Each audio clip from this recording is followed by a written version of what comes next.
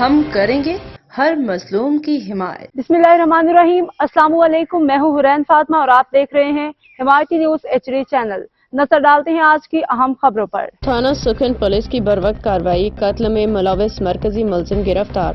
کراچی کے علاقے بھینس کالونی میں پیش آنے والے اندھوناک قتل کے واقعے میں تھانہ سکھن پولیس نے فوری کارروائی کرتے ہوئے مرکزی ملزم کو گرفتار کر کے ایک اہم کامیابی حاصل کی۔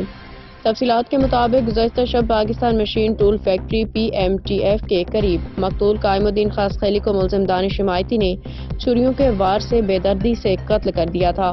مقتول اپنے راستے پہ جا رہا تھا جب ملزمان نے اسے روک کے 70,000 روپے سے زائد نقدی چھین لی اور قتل کر کے فرار ہو گئے۔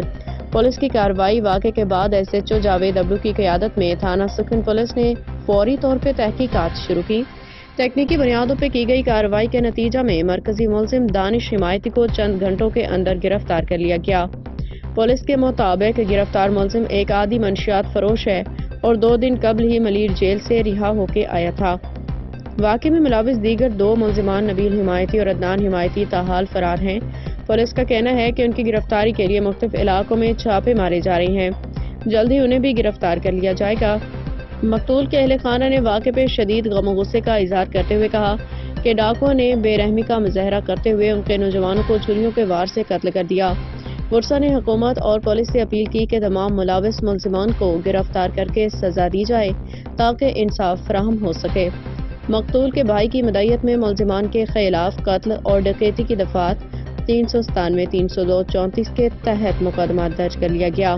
پولیس نے مقتول کی لاش قانونی کارروائی کے بعد ورثا کے حوالے کر دی، جسے آبائی گاؤں حالہ منتقل کر دیا گیا۔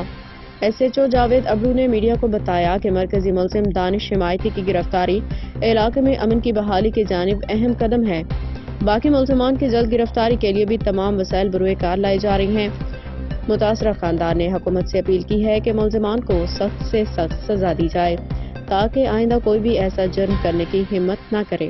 رپورٹ وقار بھٹی۔ اب تک کے لیے اتنا ہی۔ مزید خبروں اور اپڈیٹ سے باخبر رہنے کے لیے دیکھتے رہیں حمایتی نیوز HD چینل۔